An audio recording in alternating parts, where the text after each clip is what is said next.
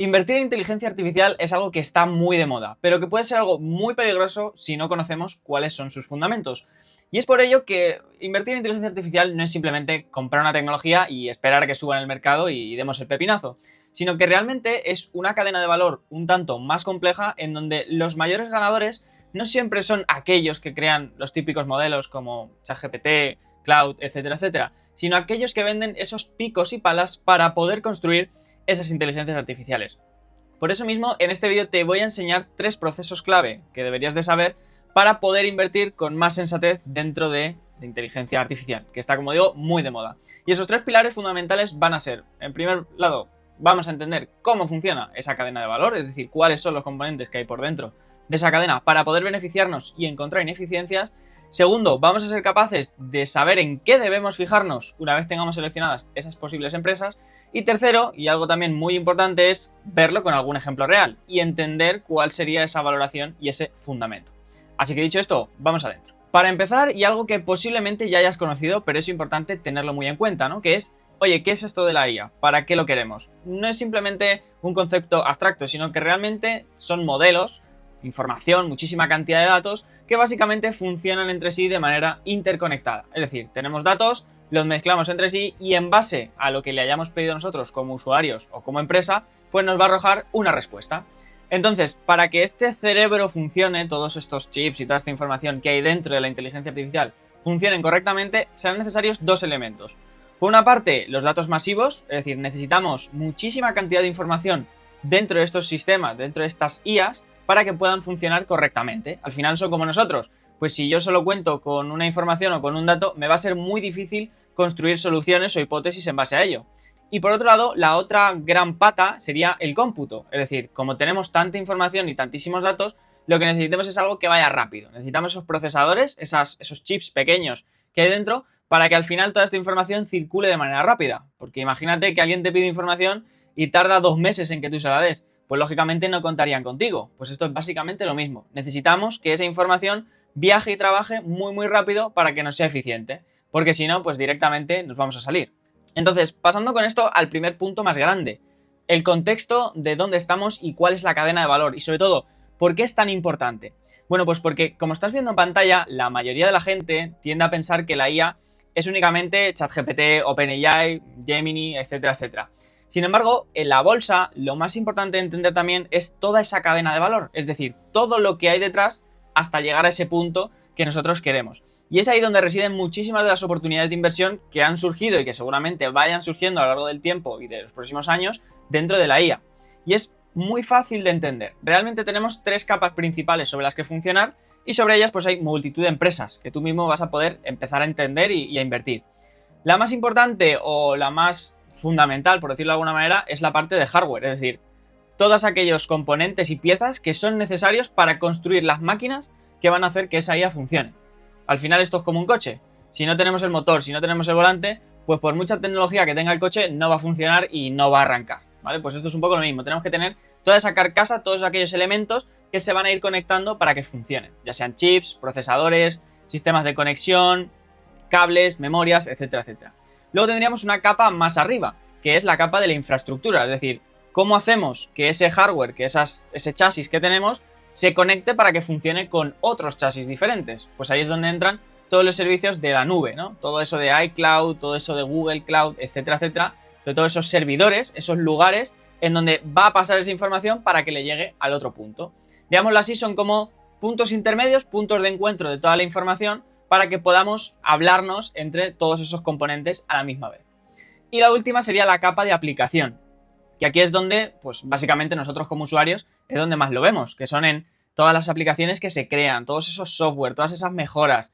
Ahora vemos multitud de anuncios y multitud de aplicaciones que te dicen, oye, haz esto con IA mucho más eficiente. Bueno, pues esa capa no llega a ser más que la parte más alta de ese iceberg, porque antes de ello tenemos todas esas soluciones, toda esa infraestructura y sobre todo ese hardware.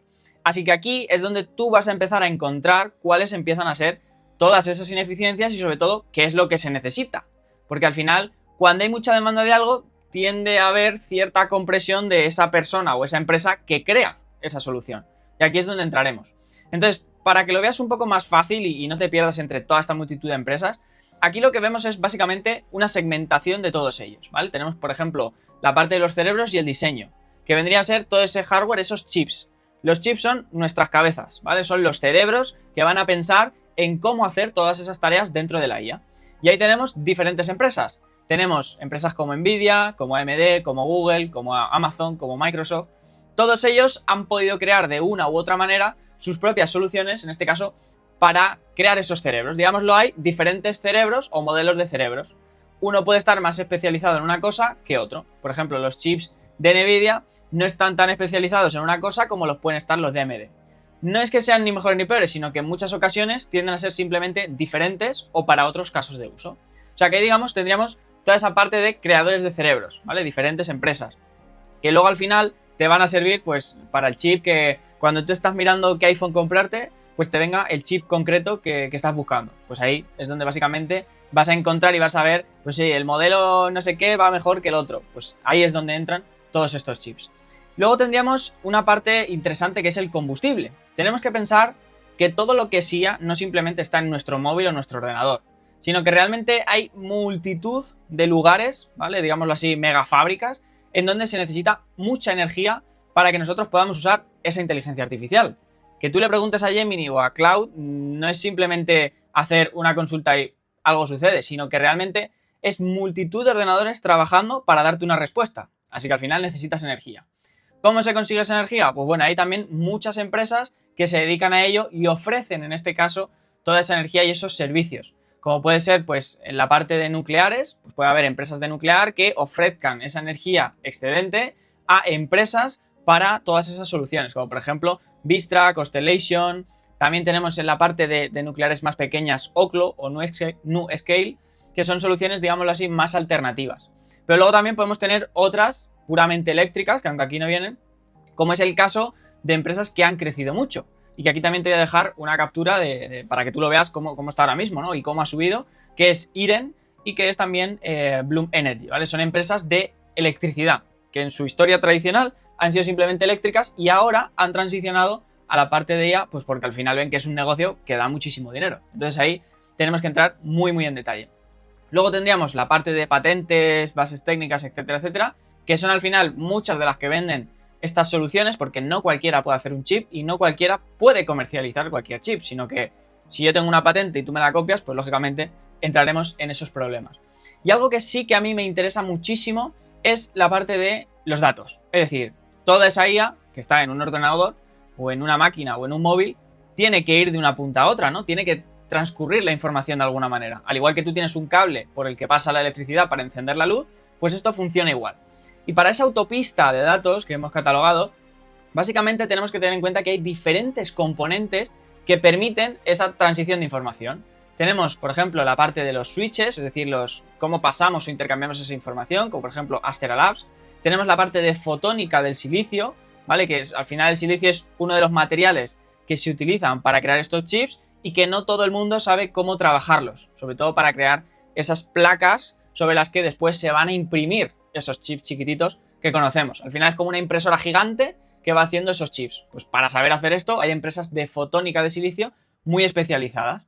Y luego tenemos otras que pueden aplicar, en este caso, más velocidad, es decir, ciertos puntos o ciertos componentes que ofrezcan velocidad. Podemos tener también empresas del propio láser, ¿vale? Cómo se diseña todo ese chip, cómo imprimimos, cómo hacemos esa impresión. No es una fotocopiadora, sino que es una máquina que echa un láser, literalmente como si fuese Superman con los ojos, un rayo láser que hace la forma de esos chips.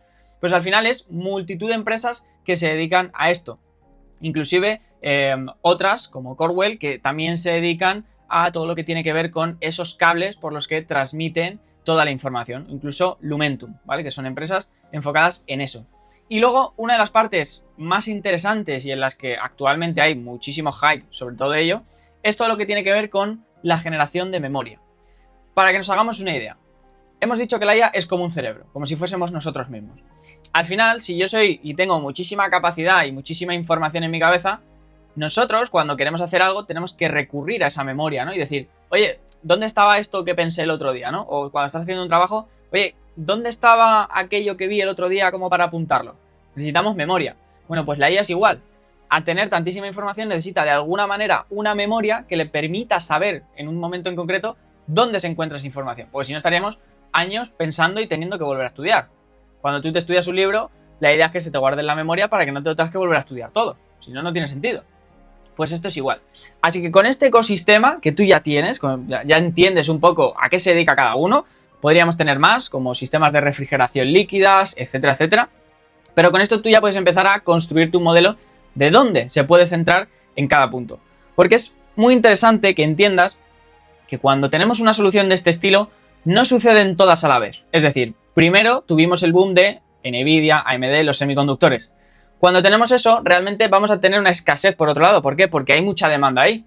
Si se requiere mucha energía, ¿quién entra en juego? Pues luego entran las empresas de energía que dicen, oye, sé que estás pidiendo mucho, te voy a dar energía.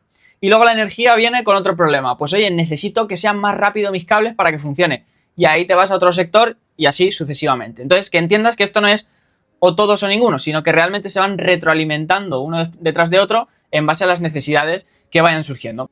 Cuando ya lo tenemos todo esto y queremos decantarnos por una empresa, a nivel fundamental, y esto es muy importante, lo remarco luego, a nivel fundamental de entender la empresa, ¿qué es lo que deberíamos de buscar? Porque al final, coño, hay muchas, ¿cómo sé yo cuál es mejor o cuál es peor? O cuál puede tener una ventaja respecto al resto. Bueno, pues para ello es importante que entendamos dos conceptos principales. El primero son las barreras de entrada. Cuanto más complejo sea entrar en un negocio, por los motivos que sean, ya sea una marca, ya sea una ventaja competitiva porque nadie más sabe fabricar eso, o porque tienes patentes, o por cualquier otra cosa, eso te va a hacer algo exclusivo. Y sí o sí en bolsa tiende a reflejarse con un crecimiento. ¿Por qué? Pues porque nadie puede hacerlo. Y eso se traduce en dinero para la empresa, porque al final tienes una especie de monopolio, no siempre es así, la mayoría de los casos no lo es, pero eres de los pocos que pueden solventar esa idea. Por ejemplo, para que lo veas más claro, ASML. Lo que estás viendo es básicamente una pedazo de máquina que hace esos chips con el láser. Están tan especializados que no hay nadie más que pueda actualmente competir con ellos. Y su rendimiento en bolsa, pues como estás comprobando, ha sido estratosférico. ¿Por qué? Pues porque no hay nadie, es más, el próximo competidor está a unos 10 años de poder lograr, en el punto en el que están ahora, de poder llegar a esos niveles. Entonces al final hay una ventaja muy clara respecto a eso. Y luego por otro lado también la parte de los ingresos. Cuando tenemos momentos muy especulativos y de muchísima euforia en todo, muchas empresas solo están subiendo en el mercado porque pone IA en su nombre. Ya pasó con las .com. Pues esto es más o menos lo mismo. Entonces, quieras que no, sí que tienes que entender, al menos un poco, cuáles son los datos que te están mostrando. Es decir, cuando tú vas a meter tu dinero en un sitio, tienes que saber si realmente se está avalando con resultados. Básicamente te va a servir como guía para saber si donde estás metiéndote están haciendo y están ganando dinero o simplemente es puro humo y es deuda constantemente. ¿Por qué? Porque eso en bolsa se va a traducir en que la empresa no va a subir y va a perder dinero. Va a caer muy fuertemente. Entonces es importante que lo entiendas. No tienes que ser un experto. Simplemente entender un poco los números, al menos a grosso modo, para saber dónde está esa ventaja. Luego ya, lógicamente, podrás adentrarte más en profundidad. Pero aquí viene uno de los puntos más importantes, que tiene esa parte de, oye, ¿cómo sé yo o en qué debería de invertir y por qué? Bueno, aquí, básicamente, y esto no es ningún tipo de consejo de inversión, simplemente es información para que tú lo entiendas, puedes hacerlo de dos maneras. Tienes una parte de acciones, es decir, analizas la empresa en concreto, te gusta e inviertes en ella con la estrategia que tú quieras, pues oye, voy comprando según va cayendo porque creo que está un poco infravalorada. O porque los múltiplos de valoración, pues oye, se encuentran muy bajos con respecto al sector. Lo que tú quieras, ¿vale? Eso al final lo vas a ir construyendo tú con tus estrategias y con tus diferentes mecanismos. ¿Cuál es la ventaja de invertir en acciones? Que seguramente el potencial de retorno que tú obtengas sea mucho mayor. ¿Por qué? Porque estás invirtiendo en una compañía en concreto. Sin embargo, también tienes que tener en cuenta ese riesgo existente dentro del mercado. ¿Por qué? Pues porque cuando tú estás comprando una empresa, también existen más posibilidades de que cuando caiga se vea mucho más perjudicada, ¿vale? Y tienes que tener muy en mente que al ser un sector que está también muy caliente, muy llamativo siempre, pues las caídas y subidas que vas a ver también van a ser del mismo tamaño. ¿Por qué? Porque te puedes encontrar un día que sube un 16% o un 20, un 30% y dices, hostia, soy millonario, y al día siguiente te cae otro 20 y dices, bueno, vendo todo porque tengo miedo. Tienes que ser muy consciente de dónde te estás metiendo, porque al final te puede pasar y si no tienes una estrategia o unos datos clave, pues vas a perder seguramente dinero. Y el otro punto que debes de entender cuando inviertes en acciones es tener muy en cuenta qué tipo de acción estás utilizando. No es lo mismo invertir en empresas muy grandes que invertir en empresas muy pequeñas, aunque ambas estén relacionadas con la IA. ¿Por qué? Pues porque eso al final se va a traducir en miedo o muchísimo entusiasmo para los inversores. Por ejemplo, una empresa de IA puede subir un 15 y bajar un 15, y si es una empresa muy pequeña de IA, te puede subir al día a lo mejor un 150% o caer un 35-40. Entonces tienes que tener en cuenta también en qué punto está cada empresa y saber un poco lo que puedes utilizar y lo que no. Y sobre todo, y esto ya más para ti cuando vayas a construir tu cartera de inversión, si vas a invertir en múltiples empresas de IA, al final tienes que entender que el riesgo que estás corriendo es muchísimo mayor. ¿Por qué? Porque cuando te caiga el sector entero, cuando caiga el sector de la IA, porque ya no genere toda esa euforia, o al menos no tan desmedida, si tú tienes 5 acciones de IA, todas te van a caer. Entonces, tu cartera va a sufrir mucho. Entonces, esto sí que te puede ayudar muchísimo el diversificar un poco para no estar tan sobreapalancado en un único sector. Porque cuando caiga, pues te vas a dar un batacazo de la leche. ¿Cuál es la solución o la alternativa a eso? Fundamentalmente, poder invertir en ETFs. Los ETFs no dejan de ser esa cesta en donde tú inviertes en más de un activo que pueden ser o bien del mismo sector o bien de sectores diferentes. Lo más normal, y por lo que estamos hablando en este momento, pues es de la IA. Entonces, puedes llegar a buscar empresas o ETFs concretos de IA. ¿Para qué? Pues para que al final no tengas tú que estar investigando empresa por empresa, etcétera, etcétera. Parte positiva, al estar diversificado, aunque todos están dentro de la IA, van por porcentajes. Entonces, si a lo mejor te sube una y te cae la otra, no te vas a ver tan perjudicado como si solo estuvieses invertido en una y esa te mete un batacazo de golpe.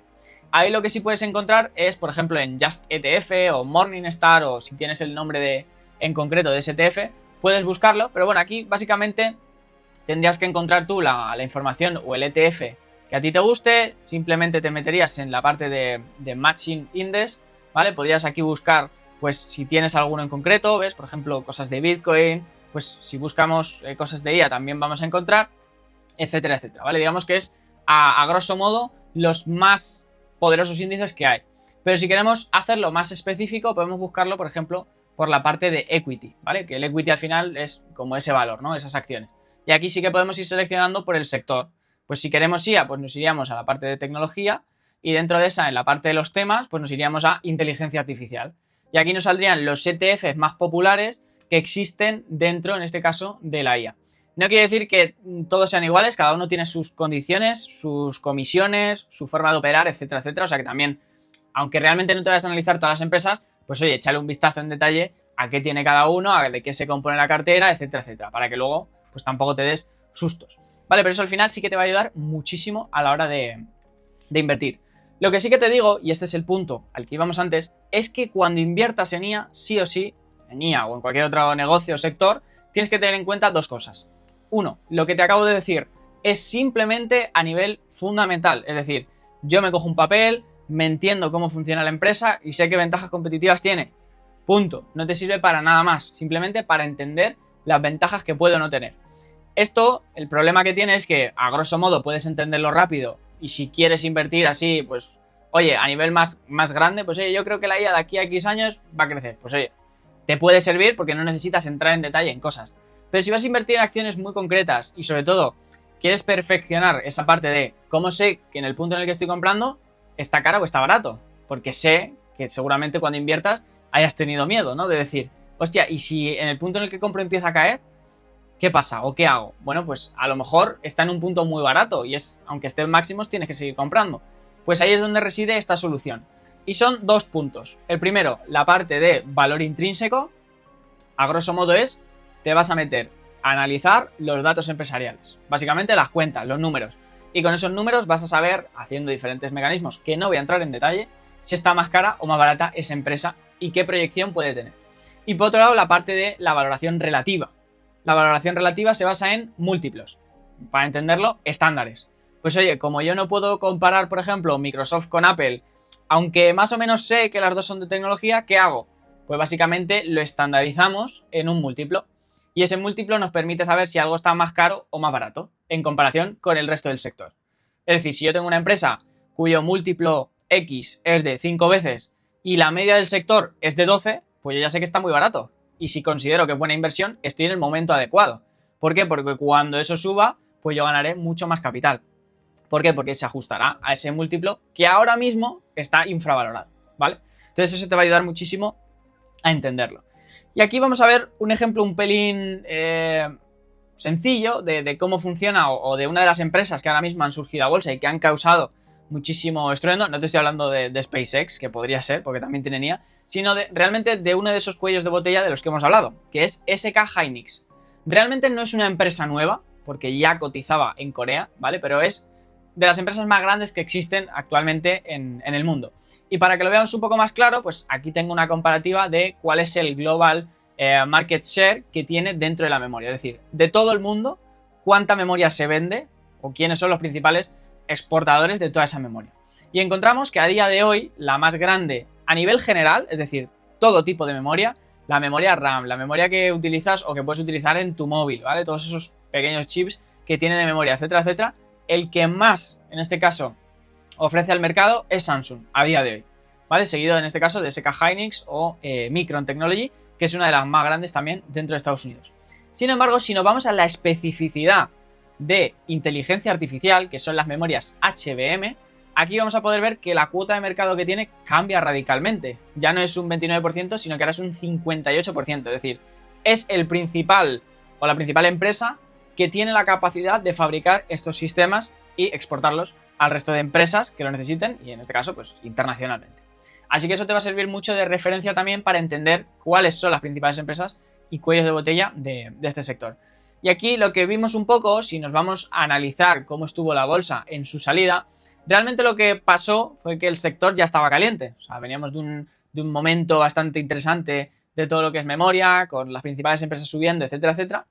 Pues SK Hynix realmente salió a bolsa justo por eso, para poder captar más financiación y con ello poder expandir aún más su negocio, ¿no? Entonces, oye, ¿tengo que invertir ya? ¿Tengo que no hacerlo? Bueno, la realidad es que si nos fijamos en el gráfico podríamos pensar, uy, yo no me fío mucho, pero realmente hay que entender que esta empresa ya cotizaba de antes, ¿vale? Entonces lo que se ha hecho para este caso en concreto es un ADR. Digámoslo así, una especie de copia de esa empresa en otro país, ¿vale? En otro continente. Pues como estaba solo en Corea y solo cotizaba en la bolsa de Corea, hemos hecho un copia-pega en la bolsa de Nueva York. ¿Para qué? Para que puedan captar financiación también de Nueva York.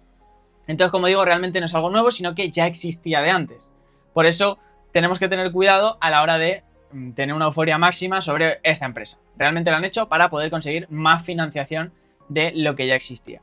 Así que si ves que cae, pues también es normal. ¿Por qué? Pues porque venimos de un momento muy eufórico y muy caliente.